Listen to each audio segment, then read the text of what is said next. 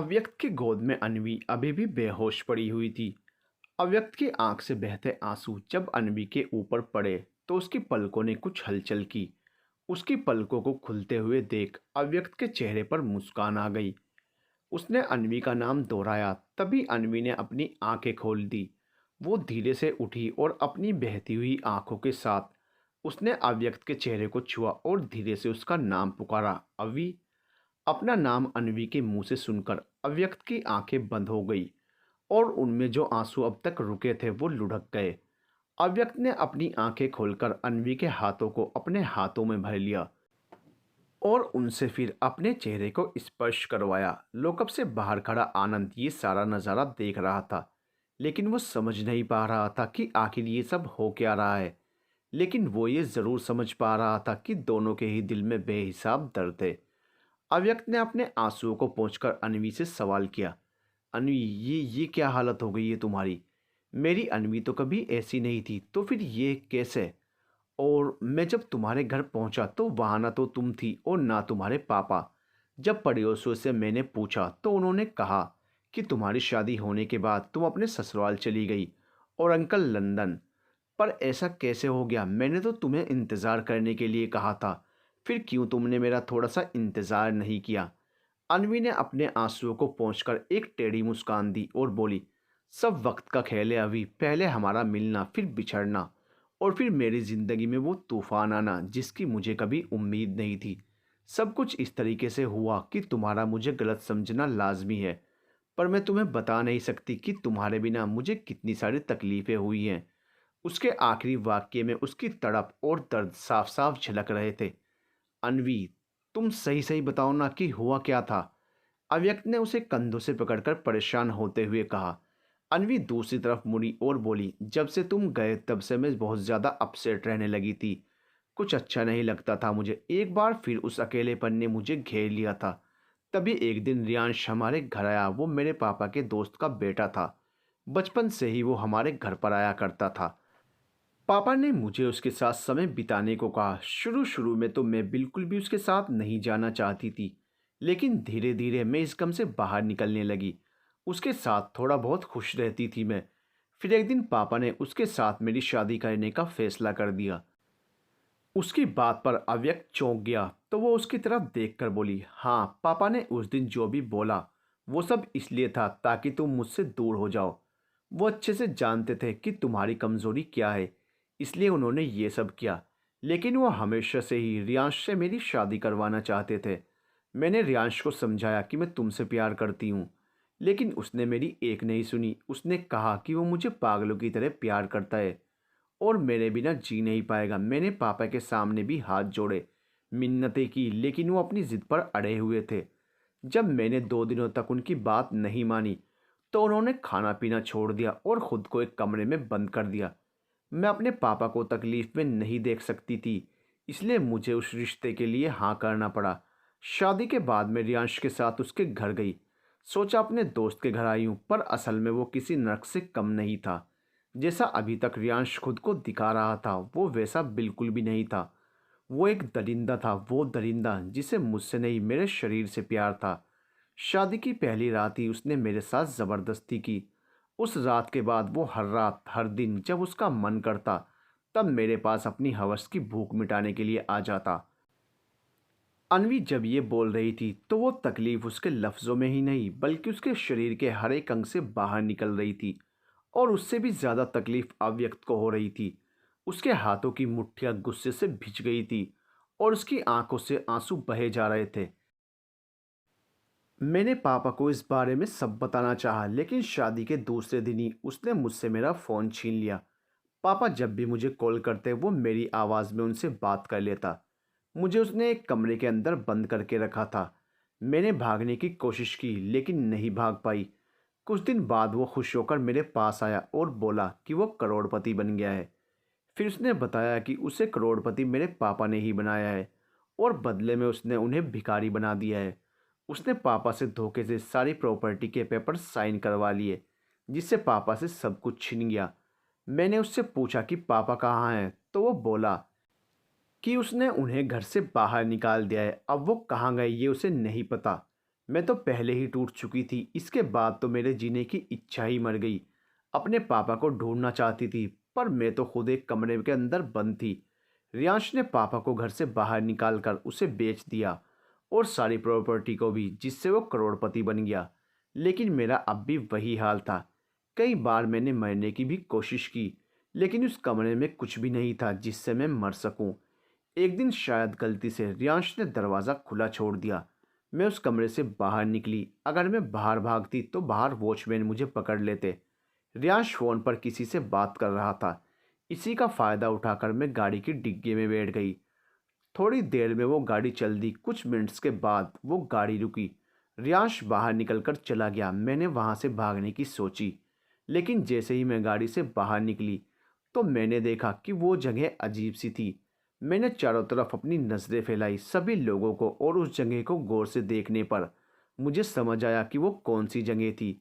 मैं गाड़ी की डिग्गी से बाहर निकली, और जब मैंने चारों तरफ देखा तो मुझे समझ आया कि वो जगह कुछ अजीब सी थी। जब मैंने उसे गौर से देखा तो पता चला कि रियांश कोठे पर आया था, वो जगह जहाँ पर लड़कियों की इज्जत का कोई मोल नहीं। पहले तो मैं चौंकी, लेकिन फिर मुझे ख्याल आया कि जो लड़का अपनी पत्नी की इज्जत नहीं कर सकता, वो किसकी इज्जत करेगा। मैं उसके ही पीछे छिपते हुए चली गई। अन्वी एक कमरे के पीछे छिपी हुई रियांश को देख रही थी, जो कि अंदर जाकर एक औरत से बात कर रहा था। सभी लड़कियां अपना काम अच्छे से कर रही हैं ना? रियांश ने पूछा तो वो औरत मुंह बनाकर बोली, बाकी सब तो ठीक है, लेकिन वो पारो, वो बहुत नखरे करती है, मानती ही नहीं है। एक बार में कोई बात, जब भी कोई कस्टमर आता है तो गुस्सा होकर चला जाता है। क्या? लगता है उन सब की अकल ठिकाने लगानी पड़ेगी, कहकर रियांश अंदर की तरफ जाने लगा कि एक अधेड़ उम्र के शख्स ने आकर अन्वी का हाथ पकड़ लिया और बोला, वाह क्या चीज़ है। इस आवाज़ पर रियांश और उस औरत ने मुड़कर उधर देखा। अन्वी भी घबराकर पहले उस शख्स को और फिर रियांश को देखने लगी। रियांश उसे वहां देखकर पहले चौंका, और फिर उसके चेहरे पर गुस्से की लकीरें उभर आई। वो गुस्से से वहां आया। अन्वी ने डर के मारे अपनी नजरें झुका ली। रियांश ने एक नज़र उसे देखकर फिर मुस्कुराते हुए उस शख्स को देखा और बोला, बताइए सर, हम क्या सेवा कर सकते हैं आपकी? ये लड़की आज के लिए मुझे चाहिए, उसने अन्वी की तरफ घिन भरी नज़रों से देखते हुए कहा। तो अन्वी ने चौंक कर उसकी तरफ देखा। रियांश ने बनावटी मुस्कान के साथ कहा, सर इसे कुछ नहीं आता, इससे भी खूबसूरत और बढ़िया लड़कियां अंदर हैं। नहीं, मुझे तो यही पसंद है, इसके लिए मैं कितना भी पेमेंट कर सकता हूँ, लेकिन सिर्फ इसके लिए। अगर ये मिलेगी तो ही मैं दूंगा, वरना मैं जा रहा हूँ। अरे नहीं नहीं सर, आप तो बुरा मान गए। ऐसा कुछ नहीं है, एक मिनट, उस औरत ने पहले उस शख्स से कहा और फिर रियांश को इशारा करके एक तरफ ले गई। अन्वी उससे अपना हाथ छुड़ाने की कोशिश में लगी हुई थी। वो औरत रियांश से धीरे से बोली, आप जानते हैं इस लड़की को? हाँ, अभी अभी शादी हुई है इससे मेरी। अरे, तो फिर सोच क्या रहे हैं? जैसा वो आदमी कह रहा है वैसा कर दीजिए। लेकिन उसे, वो ये सब नहीं कर पाएगी। ये लड़कियां भी शुरू में नहीं जानती थी, पर अब सब सीख चुकी हैं, उस औरत ने अंदर की तरफ इशारा करते हुए कहा, और फिर बोली, सर समझने की कोशिश कीजिए, बहुत बड़ी पार्टी हाथ लगी है। वैसे भी कौन सा आप उसे अपनी पत्नी मानते हैं? आज तक आपने सब कुछ पैसे के लिए ही किया है, तो दे दीजिए ना उस बुढ़े को उसे। रियांश को उस औरत की बात सही लगी और उसने गर्दन हिला दी। वो दोनों शख्स के पास आए और दोनों ही मुस्कुरा दिए। तो क्या सोचा आपने? उस शख्स ने पूछा तो रियांश मुस्कुराकर बोला, हमें मंजूर है, लेकिन रकम भी अच्छी होनी चाहिए। रियांश के इस वाक्य पर अनवी उसे हैरानी से देखने लगी।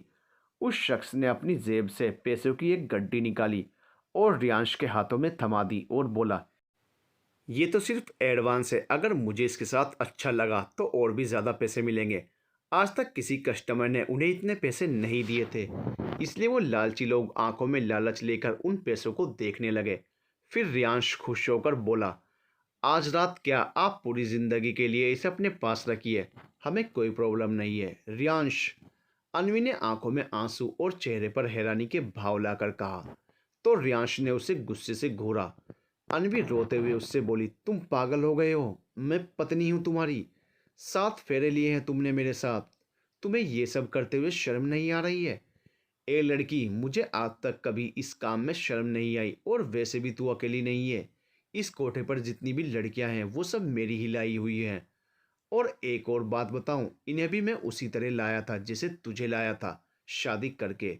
रियांश ने बेधड़क ये कहा तो अनवी की आंखें फटी की फटी रह गई। वो सब मेरी पत्नियां हैं, लेकिन अब वो हर रात दूसरों के साथ सुहाग रात मनाती हैं। रियांश ने फिर बड़ी बेशर्मी से कहा।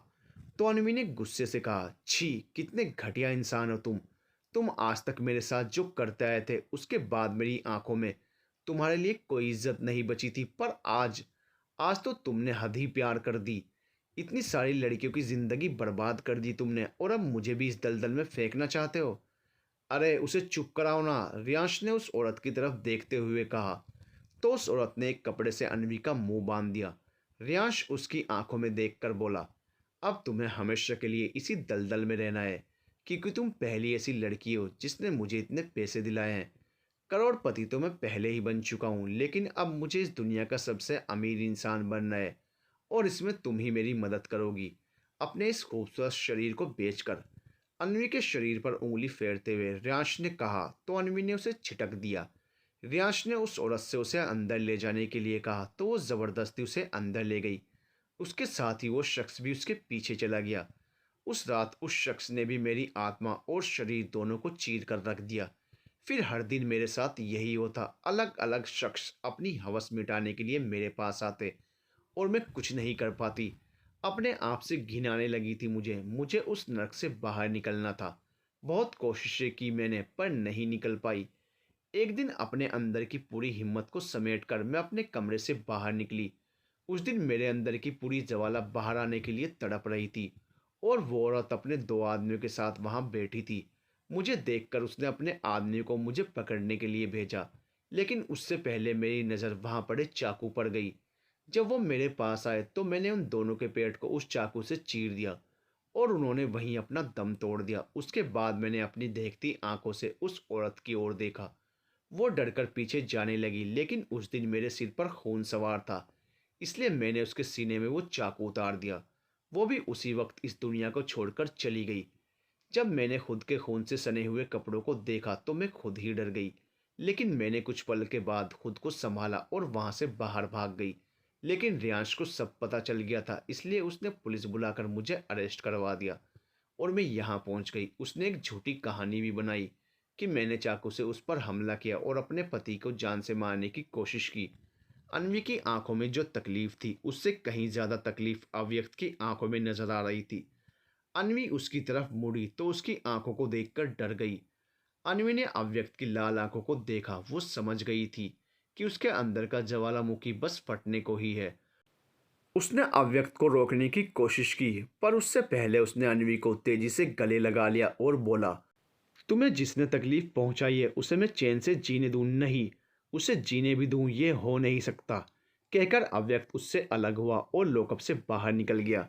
अनवी ने उसे आवाज लगाई, लेकिन वो नहीं रुका। तभी पीछे से एक आवाज आई, एसआई अव्यक्त अग्रवाल। अव्यक्त के कदम रुक गए और उसने मुड़कर देखा। सामने वर्दी में एक और उसका हमउम्र शख्स खड़ा था। मैं इस थाने का एसएचओ हूँ, एसएचओ विधान शर्मा, उस शख्स ने कहा। तो अव्यक्त ने उसे सैल्यूट करते हुए कहा, जय हिंद सर। जय हिंद। कहाँ जा रहे थे आप? विधान ने पूछा। तो अव्यक्त ने अनवी की तरफ देखा, जो उसकी ही तरफ उदास आंखों और एक तरफ से देख रही थी। अव्यक्त ने फिर से विधान का रुख किया और बोला, एक जरूरी काम था, कर लीजिएगा बाद में, पहले मेरे केबिन में आइए। विधान कहकर मुड़ा कि अव्यक्त ने पीछे से ही कहा, सर ये काम बहुत इंपॉर्टेंट है। विधान के चेहरे पर गुस्से के भाव आ गए और उसने बिना मुड़े ही कहा, अगर आपको आपके पर्सनल काम इतने इंपॉर्टेंट लगते थे तो पुलिस फोर्स ज्वाइन करने की क्या ज़रूरत थी? कोई और नौकरी ढूंढ लेते अपने लिए। पर फिलहाल आप एक एसआई हैं और आपका फर्ज है कि आप अपने एसएचओ के ऑर्डर्स फॉलो करें। इतना कहकर विधान बड़े बड़े कदमों से अंदर चला गया। अव्यक्त ने अनवी को देखा और वो भी विधान के पीछे चला गया। अनवी अपनी ही जगह पर हताश सी होकर बैठ गई। आनंद उसके पास आया और उसे देखने लगा तो अनवी बिना उसकी तरफ देखे बोली, मैंने कभी नहीं सोचा था कि मेरी ज़िंदगी में ऐसा कोई पल आएगा, और ना ही कभी ये सोचा था कि मेरी वजह से अवी को इतना सहना पड़ेगा। अब तो मुझे खुद पर ही गुस्सा आ रहा है कि मैंने क्यों अवी को ये सब बताया। अन्वी की तकलीफ को देखकर आनंद लोकअप के पास आया और उससे बोला, देखिए मैं ये तो नहीं कह सकता कि मुझे आपकी तकलीफ का एहसास है, क्योंकि आपकी तकलीफ सिर्फ आप ही महसूस कर सकती हैं। लेकिन फिर भी आपको कहूँगा कि सब ठीक हो जाएगा। नहीं, अब कुछ ठीक नहीं होगा, क्योंकि अब अवी को सब पता चल चुका है। वो रियांश को नहीं छोड़ेगा। एक बार एक कांटा चुभा था मेरे पैर में। उस तकलीफ को भी वो बर्दाश्त नहीं कर पाया था, और अब तो मेरी पूरी ज़िंदगी के कांटों को मैंने उसे गिना दिया है। तो वो कैसे उस इंसान को छोड़ सकता है जिसने मुझे ये तकलीफ दी? अन्वी ने रोते हुए कहा और अपनी आंखें कसकर बंद कर ली। विधान जाकर अपनी कुर्सी पर बैठ गया। अव्यक्त उसके सामने जाकर खड़ा हो गया। तो विधान बोला, आज आपका पहला दिन है और आप पहले ही दिन मेरे ऑर्डर को मानने से इनकार कर रहे थे। सॉरी सर, लेकिन वो काम बहुत ज़्यादा इम्पोर्टेंट था, इसलिए मैंने ऐसा कहा। अव्यक्त ने गर्दन झुकाए हुए ही कहा। तो विधान गुस्से से उठकर खड़ा हो गया और अपना हाथ टेबल पर मारकर बोला, आई डोंट केयर कि आपका काम कितना इम्पोर्टेंट है। मुझे इस थाने के कामों से मतलब है, क्योंकि अगर इस थाने के खिलाफ एक भी कंप्लेंट आई तो आपकी नौकरी गई।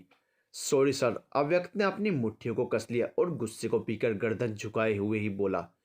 विधान फिर से अपनी कुर्सी पर बैठ गया और बोला, फतेह चौराहे पर जाकर आपको ट्रैफिक कंट्रोल करना है और अच्छे से करना है, क्योंकि अब तक जितने भी लोग इस थाने में आए हैं वो सब के सब निकम्मे निकले। अब अगर आपने भी उन्हीं की तरह किया तो मेरा गुस्सा आप पर ही फट जाएगा। इसलिए सब कुछ अच्छे से कीजिएगा। आप चिंता मत कीजिए सर, आपको शिकायत का एक भी मौका नहीं मिलेगा। अव्यक्त ने कहा तो विधान ने हाँ में गर्दन हिलाकर उसे जाने की परमिशन दे दी। इस बार अव्यक्त ने अन्वी की तरफ एक बार भी नहीं देखा, क्योंकि वो जानता था कि अगर उसने उसे देखा तो उसकी हालत फिर से उसके दिल में रियांश के लिए आग जगा देगी और फिर वो खुद के गुस्से पर काबू नहीं कर पाएगा। वो सीधा ही थाने से बाहर निकल गया। अन्वी ने उसकी तरफ देखा और आनंद से बोला, भैया। अन्वी ने उसे भैया बोला तो आनंद ने उसे हैरानी से देखा। अन्वी ने आंखों में नमी लाकर कहा, आपको भैया बुला सकती हूँ ना? आनंद की भी आंखों में नमी आ गई थी। उसने हाँ में गर्दन हिला दी। आप प्लीज़ अवी के साथ जाइए ना, मुझे डर लग रहा है कहीं वो कुछ गलत ना कर बैठे। अन्वी ने कहा तो आनंद ने हाँ में गर्दन हिलाई और थाने से बाहर निकलने को हुआ कि विधान वहां आ गया और उसे रोका। कहाँ जा रहे हो तुम? सर, वो अव्यक्त सर के साथ। किसी ने कहा तुम्हें? नहीं ना, तो चुपचाप अपना काम करो। लेकिन सर, उन्हें ज़रूरत पड़ेगी, आनंद ने फिर से धीमी सी आवाज़ में कहा। तो विधान गुस्से में बोला, अरे यार, हद है। इस पुलिस स्टेशन में कोई भी अपने सीनियर्स की बात को सीरियसली लेता ही नहीं है। जब किसी ने तुम्हें उनके साथ जाने का ऑर्डर दिया ही नहीं है तो क्यों जा रहे हो तुम? अपना काम करो, वरना अभी अपना रेजिग्नेशन लेटर दे दो, क्योंकि मुझे अपने स्टाफ में कोई भी ऐसा मेंबर नहीं चाहिए जो मेरे ऑर्डर्स को फॉलो ना करे। जाइए काम कीजिए अपना, कहकर विधान ने उसे उसके टेबल की तरफ जाने को कहा। तो आनंद ने अन्वी की तरफ क्षमा याचना के भाव से देखा और अपने टेबल पर चला गया। विधान भी वापस अपने केबिन में चला गया और अन्वी फिर से उसी तरफ दुखी होकर बैठ गई।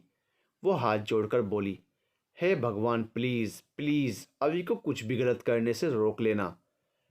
अव्यक्त ट्रैफिक रोकने के लिए पहुंच गया था। दूसरे कांस्टेबल्स को उसने काम पर लगा दिया था, क्योंकि वो खुद तो अन्वी की कही बातों और उसकी उस हालत से बाहर ही नहीं निकल पा रहा था। तभी अचानक से उसके कानों में कुछ आवाज़ें सुनाई पड़ी। तो उसने अपनी नज़रें उठाकर देखा, सामने बहुत भीड़ लगी हुई थी। तो वो उठकर अपने कांस्टेबल्स को लेकर वहां गया। उसने उस भीड़ में से सारी छानबीन की तो पता चला कि एक शख्स ने अपनी गाड़ी से एक सब्जी वाले की सारी सब्जियां गिराकर खराब कर दी हैं। उसने सबको शांत किया और उस इंसान को उस सब्जी वाले का सारा पैसा चुकाने के लिए कहा। पहले तो उसने मना किया, लेकिन जब उसे पुलिस का डंडा दिखाया तो उसने पैसे देने के लिए हाँ कर दी। पर जिसका नुकसान हुआ है वो है कहाँ? अव्यक्त ने सभी से पूछा। तो एक तरफ से आवाज आई, मत करो गुरूर इतना कि एक दिन ये टूट ही जाएगा। इसे वक्त कहते हैं साहब, आज आपका है तो कल मेरा आएगा। देखे हैं हमने भी बहुत बड़े बड़े अमीर जिन्हें फकीर बनते हुए वक्त नहीं लगा। अगर कर जाते कुछ अच्छा तो वक्त देता ना उन्हें दगा। जैसे ही अव्यक्त ने ये सुना वो हैरानी से उस तरफ देखने लगा। एक अधेड़ उम्र का शख्स उसकी तरफ पीठ किए हुए खड़ा था। अव्यक्त ने अपने शक को दूर करने के लिए कहा, अंकुश जी, इस आवाज़ पर वो शख्स पलटा और दोनों ही एक दूसरे को देखकर चौंक गए। हाँ, वो शख्स अंकुश जी ही थे, लेकिन उनकी वेशभूषा देखकर अव्यक्त दंग था। अव्यक्त उनके पास आया और उन्हें ऊपर से नीचे तक देखने लगा। अव्यक्त उन्हें कुछ बोल पाता उससे पहले ही वो उनके पैरों में गिर गए। अव्यक्त ने उन्हें उठाया और बोला, ये आप क्या कर रहे हैं? ऐसे मेरे पैरों पर क्यों पड़ रहे हैं? अंकुश जी की आंखें बहने को पूरी तरह से तैयार थी। वो हाथ जोड़कर उससे बोले, मैं क्या कहूँ, कहाँ से शुरू करूँ, समझ ही नहीं आ रहा है। तुमसे माफ़ी मांगू भी तो कैसे मांगू? बहुत छोटा महसूस कर रहा हूँ मैं। तुम्हें तुम्हें अपनी बेटी के लिए सबसे बेकार माना था मैंने, और उस रियांश को बेस्ट। लेकिन उसने ना सिर्फ मेरा भरोसा तोड़ा, बल्कि मुझे मेरे घमंड के आसमान से नीचे पटक कर असली सच्चाई भी दिखा दी। काश मैंने अपनी बेटी की बात मान ली होती। काश मैंने तुम्हें दिया हुआ वादा पूरा किया होता, तो आज मैं यहाँ नहीं होता। और मेरी प्रिंसेस, वो तो पता नहीं कहाँ है, किस हाल में है। अंकुश जी का रो रो कर बुरा हाल था। अव्यक्त ने उस सारी भीड़ को वहां से हटाया और फिर अंकुश जी को पास में बैठाकर खुद उनके पास बैठ गया। उसने एक पानी की बोतल ली और उससे अंकुश जी को पानी पिलाया। जब वो थोड़े रिलैक्स हुए तो अव्यक्त बोला, आप यहाँ क्या कर रहे हैं? अपनी बेटी के लिए बेस्ट इंसान देखने के लिए निकला था मैं, और गलती से, या यूं कह लो कि मेरे कर्मों से एक ऐसा लड़का मिला मेरी बेटी को, जिसने ना सिर्फ उसे तकलीफें दे बल्कि मुझे सड़क पर लाकर खड़ा कर दिया। जीने की कोई आस नहीं है मुझ में, लेकिन अपनी बेटी को एक बार देखने के लिए तरस रहा हूँ, और इसीलिए यहाँ पर सब्जियाँ बेचता हूँ। कहकर उन्होंने अपनी बहती हुई आंखों को साफ किया, लेकिन आंसू थमने का नाम ही नहीं ले रहे थे। उन्होंने आगे कहा, सच कहा था तुमने कि बड़े बड़े अमीर अपने गुरूर के चलते ऐसे फकीर बन जाते हैं। पर उस वक्त मैं अपनी अमीरी के घमंड में इतना चूर था कि मुझे कुछ नजर ही नहीं आ रहा था। इंसान को उसके कर्मों का फल मिलकर ही रहता है। ये अब तक मैंने सुना था, पर अब महसूस कर पा रहा हूँ। उस दिन इसी तरह मैंने अपनी गाड़ी से उस सब्जी वाले के ठेले को टक्कर मारी थी और उसकी रोजी रोटी को बुरा भला कहा था, मगर आज देखो, मैं खुद वहां आकर खड़ा हो गया। अव्यक्त ने उनके आंसुओं को पोंछा और उनके हाथों को हाथ में लेकर कहा, आप रोइए मत प्लीज़, सब ठीक हो जाएगा। जितना आपको झेलना था आप झेल चुके, लेकिन अब आपकी लाइफ में फिर से खुशियाँ आने वाली हैं, क्योंकि मैं आ गया हूँ। अंकुश जी ने अव्यक्त के हाथ को अपने हाथों में भर लिया और मिन्नत करते हुए बोले, बेटा, तुम तो यहाँ के ऐसा ही हो ना। मेरी बेटी, मेरी अनवी को ढूंढ लो ना, और उसे उस हैवान के चुंगल से छुड़ा लो। अंकल, अनवी, अव्यक्त कुछ बोलने को हुआ कि उसे ख्याल आया, अब ये इस हालत में नहीं है कि इन्हें अनवी के बारे में बता सकूं। अगर मैंने इन्हें कुछ भी बताया तो ये और भी परेशान हो जाएंगे, कहीं इनकी तबीयत ना बिगड़ जाए। उससे पहले मैं वो कर लेता हूँ जो मुझे करना है। अव्यक्त ने एक गहरी सांस ली और बोला, आप जानते हैं कि रियांश कहाँ रहता है? अंकुश जी ने हाँ में गर्दन हिलाई तो अव्यक्त उठने लगा।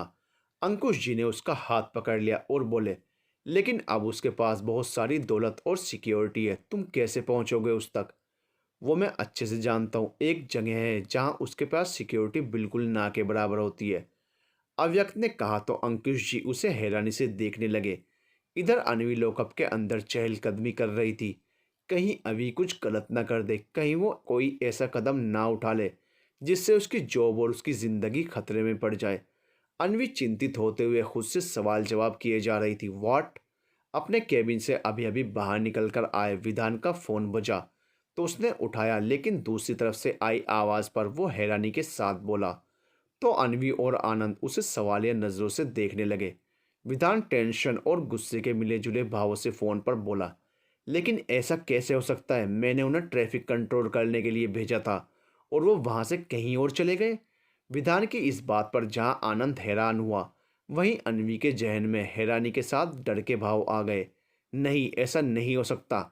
अगर ऐसा हुआ तो मैं अभी को कुछ नहीं होने दूंगी, अनवी ने चिंतित होते हुए ही कहा। विधान ने फोन पर सवाल किया, कोई आइडिया है कि एसआई अव्यक्त अग्रवाल कहाँ हैं?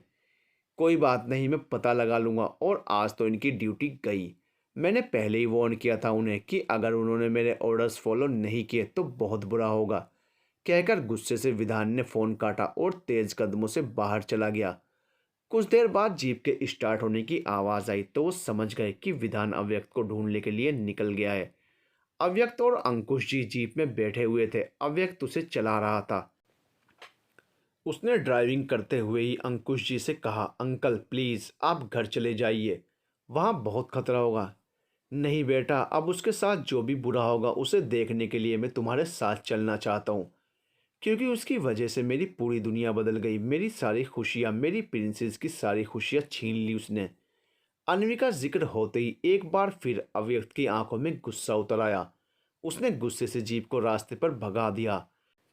कुछ ही देर में उसने जीप उसी कोठे के आगे आकर रोकी जहां अन्वी रियांश का पीछा करते हुए आई थी। अंकुश जी ने उस जगह को गौर से देखा और फिर अव्यक्त से बोले, तुमने यहाँ गाड़ी क्यों रोकी? क्योंकि हमारा शिकार यहीं मिलेगा, अव्यक्त ने कहा और अंदर की तरफ चला गया। अंकुश जी की हिम्मत तो नहीं हुई, लेकिन वो भी अंदर चले गए।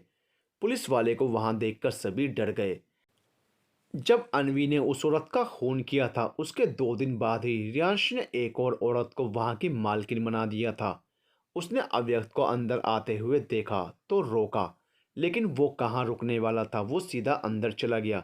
उसने सारे कमरों की तलाशी लेना शुरू कर दिया और लगभग 3-4 कमरों की तलाशी के बाद जब उसने 5वें कमरे का दरवाज़ा खटखटाया तो उसका दरवाज़ा खुला।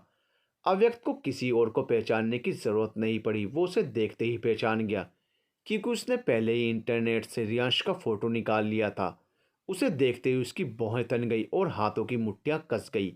इधर अन्वी चिंतित होते हुए लॉकअप में बैठी हुई थी। जैसे ही वो झटके से खड़ी हुई, उसके गले का लॉकेट अटक गया और झटके से खड़े होने की वजह से उसका वो लॉकेट टूट गया। अन्वी जल्दी से नीचे बैठी और अपने उस टूटे हुए लॉकेट को उठाया। उसकी आंखों में एक बार फिर से नमी आ गई। उसे वो पल याद आया जब वह अव्यक्त के घर रुकी थी। अन्वी को रात में प्यास की वजह से नींद खुली तो वो किचन की तरफ गई और वहां से पानी पीकर वापस आई। कमरे की लाइट तो ऑफ थी, लेकिन किचन की लाइट से जब उसने अव्यक्त का चेहरा देखा तो वो उसमें खोसी गई। आज पहली बार उसने अव्यक्त को इस तरीके से देखा था, वो भी सोते हुए। उसके कदम खुद ब खुद उसकी तरफ बढ़ गए। उसने गौर से उसका चेहरा देखा, एक अलग ही नूर था उसमें। सोते हुए वो वाकई बहुत प्यारा लग रहा था। बेख्याली में ही उसका चेहरा अवैध के चेहरे के पास चला गया। अन्वी का चेहरा अपने सामने देखकर वो डर सा गया। वो घूमकर दूसरी तरफ हो गया और थोड़ी तेज आवाज में बोला, अन्वी। अब अन्वी ने अपनी आंखें खोली तो उसे एहसास हुआ कि वो क्या करने वाली थी। वो बुरी तरह असहज हुई और मुंह फेर कर खड़ी हो गई। उसे देखकर अव्यक्त के चेहरे पर एक हल्की सी मुस्कान आ गई। उसने कमरे की लाइट जलाई और पास के ड्रॉअर से कुछ निकालकर अपनी मुट्ठी में बंद करके अन्वी के सामने आया। अन्वी तो शर्म के मारे नजरें झुकाए हुए खड़ी थी।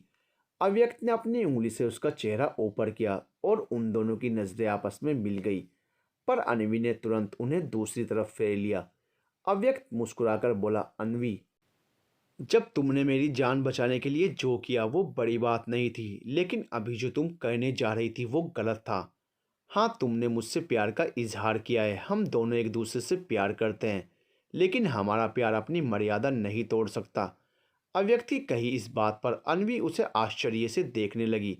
तो अव्यक्त आगे बोला, तुम्हें मुझे किस करने का ही नहीं बल्कि मुझ पर हर एक हक मिलेगा, लेकिन जब तुम पूरी तरह से मेरी हो जाओगी, जब हम दोनों शादी के पवित्र बंधन में बन जाएंगे। पर उससे पहले हमें कुछ भी ऐसा नहीं करना है जिससे हमारे प्यार को कलंक लगे। भले ही हमें कोई नहीं देख रहा है, लेकिन वो ऊपर वाला तो सब देख रहा है ना। अन्वी को अब अव्यक्त पर और भी टूटकर प्यार आ रहा था। इतनी गहरी बात उसने इतने प्यार से उसे समझा दी थी।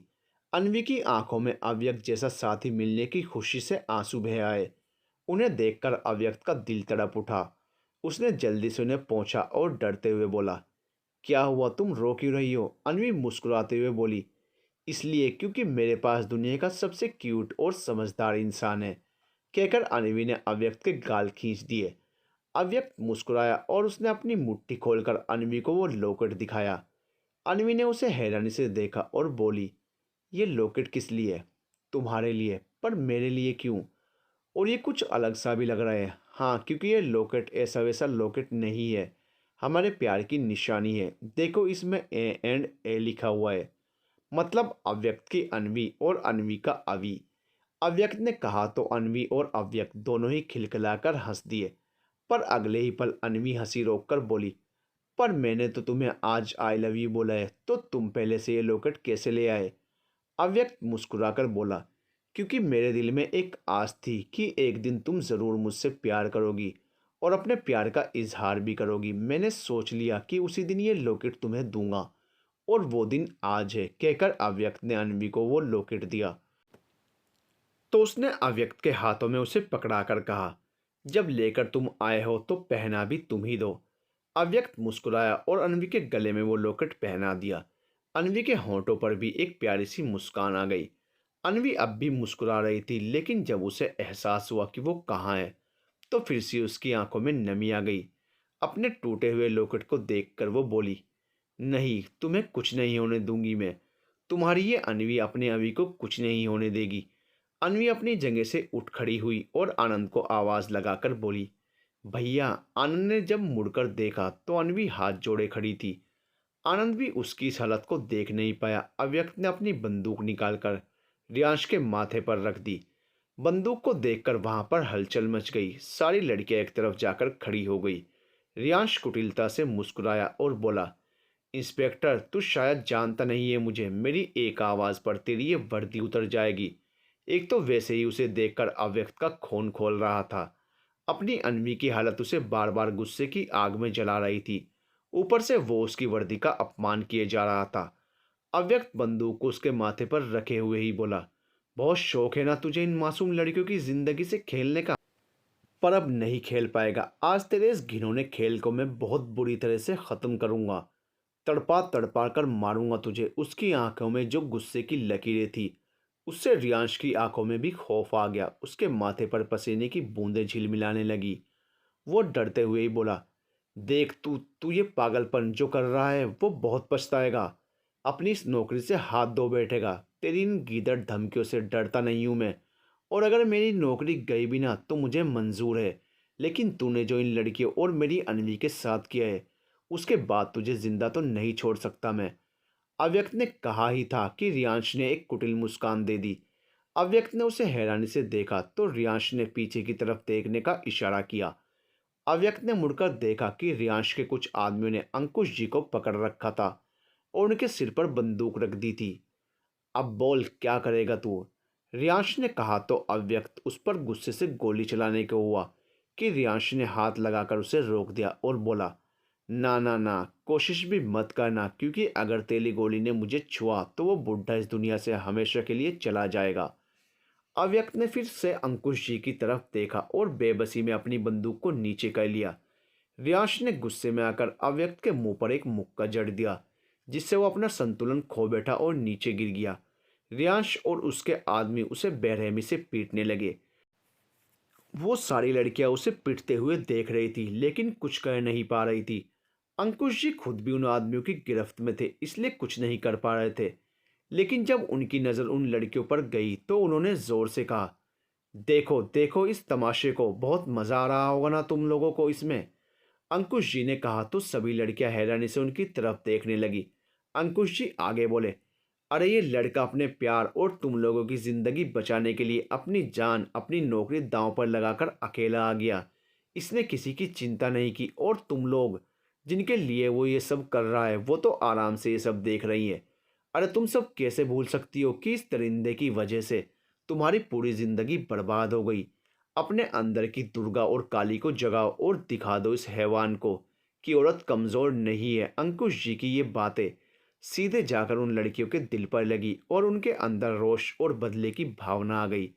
वो सब पूरे गुस्से में चीखते हुए दौड़ी और सब के सब आदमियों को पछाड़ दिया। उन्होंने अपने अंदर का सारा गुस्सा उन आदमियों पर निकाल दिया। रियांश तो ये देखकर डर ही गया कि इन लड़कियों में इतनी हिम्मत कैसे आ गई। वो भागने को हुआ कि किसी ने उसके सिर पर बंदूक रख दी। रियांश ने हैरानी से उस तरफ देखा तो उसकी आंखें हैरानी से फटी की फटी रह गई, क्योंकि इसके सिर पर बंदूक अनवी ने रखी थी। उसकी आंखों में भी वही गुस्सा और बदले की भावना थी जो उसने अव्यक्त की आंखों में देखी थी। सभी ने उस तरफ देखा तो दंग रह गए।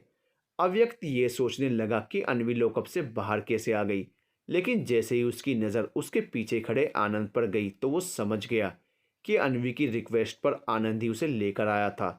रियांश कांपते हुए बोला, तुम यहाँ कैसे? तुम तो लॉकअप में थी। लेकिन अपना बदला लेने के लिए मुझे बाहर आना पड़ा। कैसे तुम्हें यूं आज़ाद छोड़ सकती हूँ? आखिर तुमने सिर्फ मेरी ही नहीं बल्कि हम सब लड़कियों की जिंदगियां बर्बाद की हैं। कहकर अनवी ने उस बंदूक को आनंद की तरफ फेंक दिया तो सभी दंग रह गए। अनवी ने उन सभी लड़कियों को देखा और आंखों में ही कुछ इशारा किया तो उनमें से एक लड़की अंदर की तरफ चली गई। मौका पाकर रियांश भागने को हुआ कि आनंद ने बंदूक दिखाकर उसे रोक दिया। वो लड़की अंदर से एक रस्सी ले आई। सभी लड़कियों ने मिलकर रियांश को पकड़ा और एक खंबे से बांध दिया। वो चिल्ला रहा था कि कोई उसे खोल दे, लेकिन कोई कहाँ उसकी सुनने वाला था। अनवी ने पहले अव्यक्त की तरफ देखा जो कि ये समझने की कोशिश में लगा हुआ था कि अनवी क्या कदम उठाने वाली है। उसे देखकर अनवी फीका सा मुस्कुरा दी। फिर जब वो मुड़ी तो उसकी नज़र अंकुश जी पर गई। अंकुश जी ने अपनी रोती हुई आंखों को हल्का सा झुकाकर शर्म के मारे हाथ जोड़ लिए। ये देखकर अनवी की आंखें भी तकलीफ से बंद हो गई, लेकिन अगले ही पल उसने खुद को मजबूत किया और आनंद से लाइटर लिया। तभी दो लड़कियां अंदर से मिट्टी का तेल लेकर आ गई। अनवी के कहने पर वो रियांश के ऊपर उसे छिड़कने लगी। अब जाकर बाकी सबको ये समझ आया कि अनवी ये क्या करना चाहती थी। आज अपनी भोली सी अनवी की आंखों में उसे इतनी तेज बदले की भावना दिख रही थी। एक छोटे से चूहे के घायल होने पर भी जो खुद दुखी हो जाती थी, आज वो खुद इतनी बेरहमी से किसी की जान लेने वाली थी। रियांश अपने ऊपर पड़ते हुए उस तेल को देखकर जोर जोर से चिल्ला रहा था, लेकिन कोई भी उसकी किसी बात पर ध्यान नहीं दे रहा था। अनवी लाइटर जलाकर छोटे छोटे कदमों और बहुत ज्यादा हिम्मत और बदले की आग के साथ आगे बढ़ रही थी। वो उससे बस कुछ ही दूरी पर पहुंची थी कि किसी ने गन से फायरिंग कर दी। सभी ने पीछे मुड़कर देखा तो अनवी के ऊपर बंदूक ताने विधान खड़ा था। अव्यक्त उसे समझाने के इरादे से आगे बढ़ा कि वो अनवी पर गन पॉइंट करते हुए ही बोला, कोई आगे नहीं बढ़ेगा वरना मैं इसका एनकाउंटर कर दूंगा। सर सर मेरी बात सुनिए, आप पूरा सच नहीं जानते। असली क्रिमिनल अनवी नहीं बल्कि ये दरिंदा है। अव्यक्त ने उसे समझाने की कोशिश की, लेकिन वो उसकी बातों पर ध्यान ना देते हुए बोला, मुझे कुछ नहीं सुनना है, और अगर ये मुजरिम हुआ भी तो इसे सजा कानून देगा। कानून? अनवी की आवाज़ पर सभी ने उसे देखा तो वो आंखों में नमी लेकर बोली, वही कानून ना जिसने मुझे अरेस्ट किया क्योंकि मैंने 3 लोगों का खून किया था। लेकिन इस कानून ने इस दरिंदे को छुआ तक नहीं, जबकि ये सिर्फ मुझे नहीं बल्कि इन सभी लड़कियों को पल पल मारता था, हमारी आबरू के साथ हर पल खिलवाड़ करता था। इसके जैसा हर एक नया दरिंदा अपनी हवस की भूख मिटाकर जाता था हमारे साथ। इसकी वजह से हमारी ज़िंदगी मौत से बदतर बन गई थी।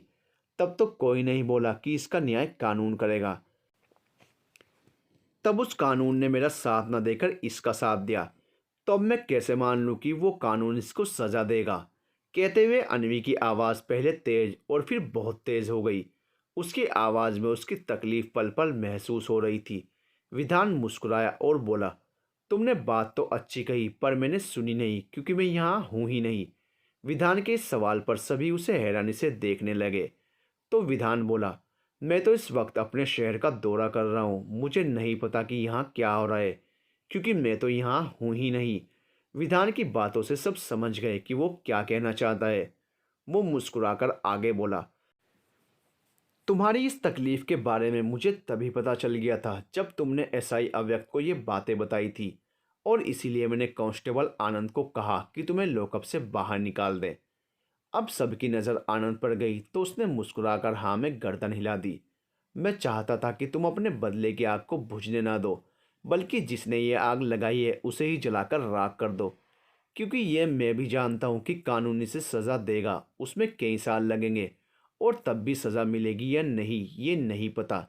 इसलिए अपने गुनहगार को तुम सज़ा दो, कोई तुम्हें नहीं रोकेगा।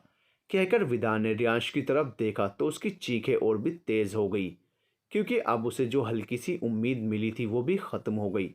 अनवी और बाकी सभी लड़कियां उसकी तरफ बढ़ने लगी। अनवी ने लाइटर जलाकर रियांश के ऊपर छोड़ दिया, जिससे उसका पूरा शरीर जलने लगा और सुनाई देने लगी रूह को कपा देने वाली रियांश की चीखें। जैसे जैसे रियांश का शरीर जल रहा था उन सबके शरीर और आत्मा को ठंडक मिल रही थी। कुछ ही देर में रियांश पूरी तरह जलकर ये दुनिया छोड़ चुका था। सभी के अंदर एक सुकून और आंखों में नमी थी। अव्यक्त ने आकर अनवी को कसकर गले से लगा लिया तो वो फफक फफक कर रो पड़ी।